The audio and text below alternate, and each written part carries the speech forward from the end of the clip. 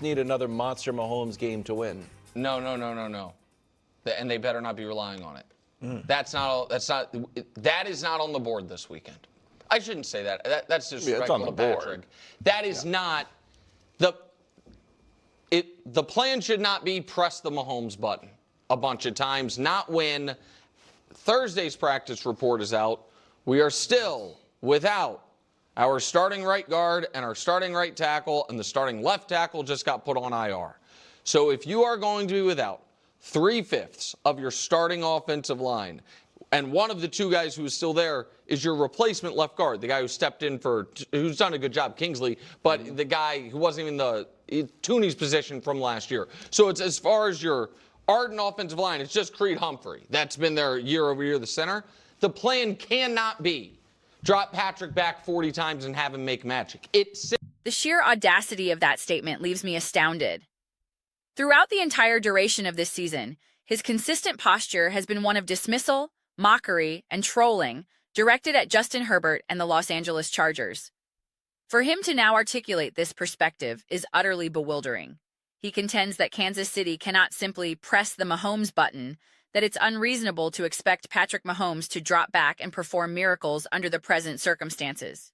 Yet, week after relentless week, he derided Herbert and the Chargers, even as that very franchise was compelled to press the Herbert button out of necessity.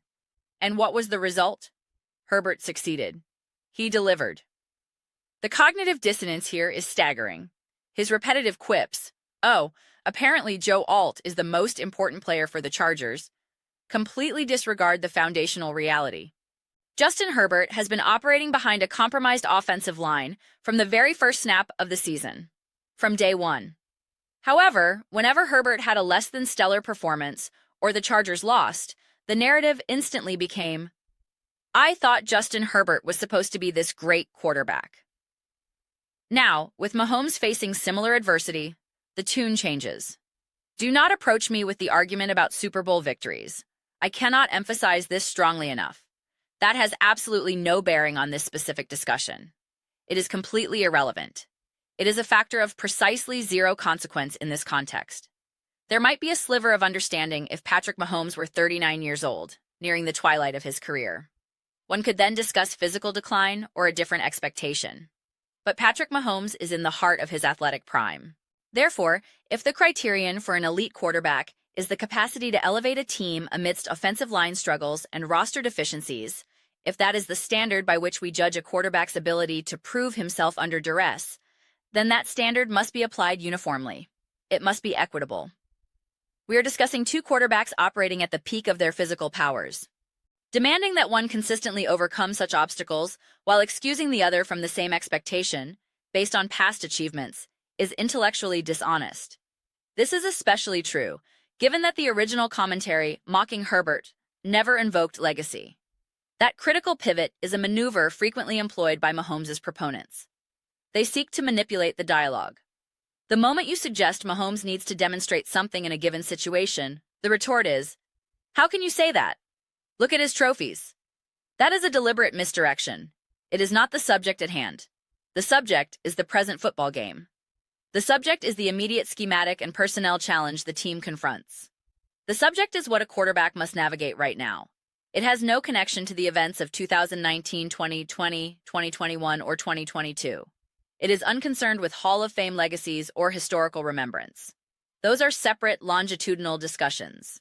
However, if you are prepared to grant Patrick Mahomes, the quarterback you anoint as the greatest of all time, the benefit of the doubt in a difficult situation, asserting, "This cannot be the plan. You cannot expect him to be great under these conditions," then you are logically compelled to extend that same understanding to every other quarterback.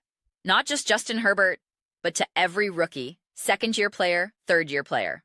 To Bo Nix, Jalen Hurts, Jordan Love, whoever. If the individual you hold as the pinnacle of the position cannot be reasonably expected to triumph over such adversity, then you cannot possibly hold that expectation for anyone else. The logic is inescapable. This is the core of my emphasis. This discussion exists wholly outside the realm of legacy or past accomplishment. No one is claiming Patrick Mahomes needs to prove he can do it. That is a fabricated premise. If the question were, does Patrick Mahomes need to demonstrate this capability to validate his career? Then yes, the trophy case would be a relevant rebuttal. But that is not the question. The question is about schematic viability and present expectation. Therefore, introducing Super Bowls and MVPs into the debate is a form of rhetorical bullying. It is a tactic to shut down analysis. It is, I reiterate, 1000% irrelevant. It is this glaring contradiction that I find so difficult to reconcile. The very manner in which this dialogue was initiated, do the Chiefs need a monster game from Mahomes to win? And the immediate deflection to offensive line woes is baffling. What exactly is the logic? You have spent months ridiculing the Chargers and Herbert for navigating this exact same type of crucible. Justin Herbert has been managing these precise circumstances, these offensive line issues, for the entire campaign. And yet, observe the output. Completion percentage. Herbert, 66.9%. Mahomes, 64.6%. Touchdowns. Herbert, 22. Mahomes, 21. Passing yards. Mahomes holds an advantage, which is duly noted and credited. Times pressured. Herbert has faced pressure 30 more times than Mahomes. Passer rating. Herbert, 94.9. Mahomes, 96.5. A statistically narrow margin, given the context. The comparison is illuminating. This is precisely why I have argued that Justin Herbert deserves substantial praise for his performance.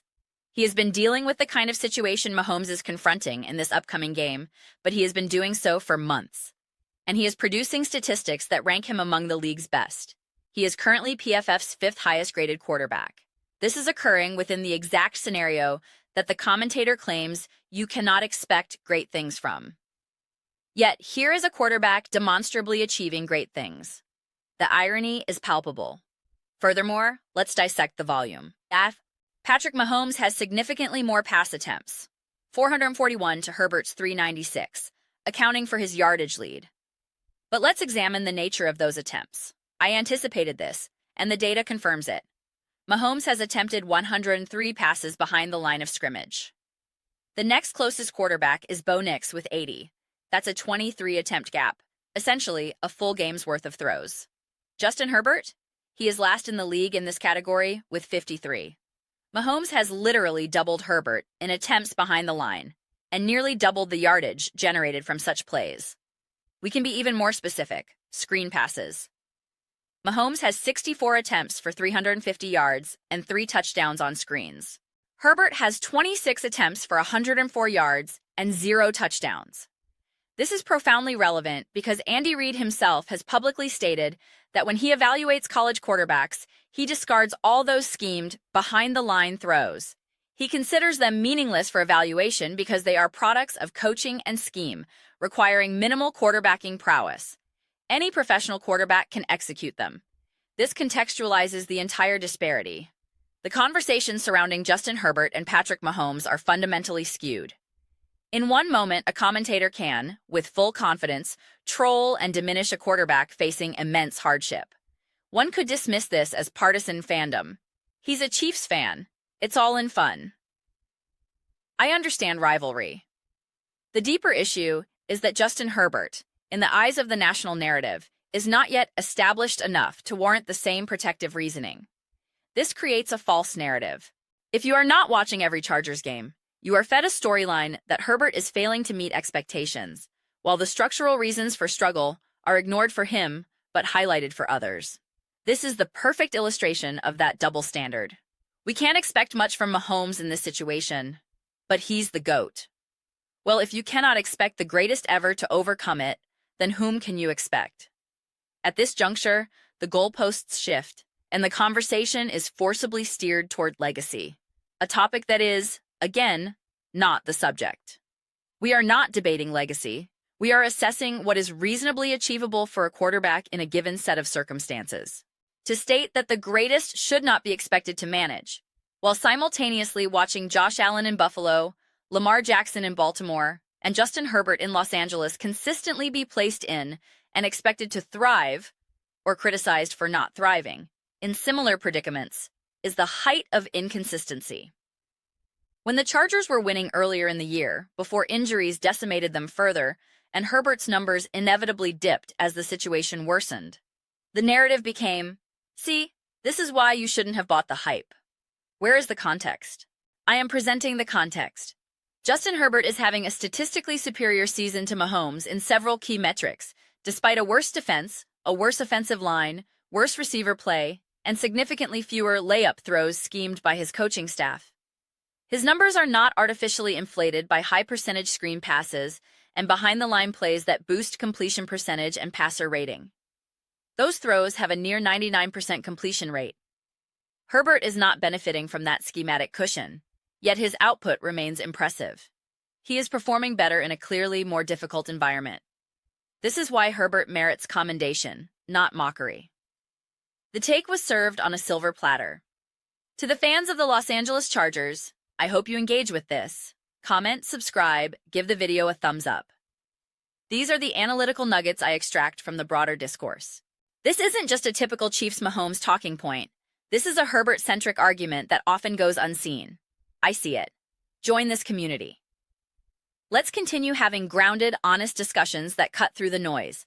It is fundamentally unfair to create one set of excuses for Patrick Mahomes that are not universally applied. Furthermore, let's not forget, if Mahomes succeeds in this game, and I am not discounting the Texans' strong defense, but they are not an invincible juggernaut, he will have the benefit of Andy Reid's genius. Reid has a proven, decades-long track record of devising solutions for such problems. The victory will be framed as a monumental achievement. Overcame all those missing linemen, and that's fine. But let's also celebrate the games where Justin Herbert succeeded under worse conditions, facing more pressure, with less schematic assistance.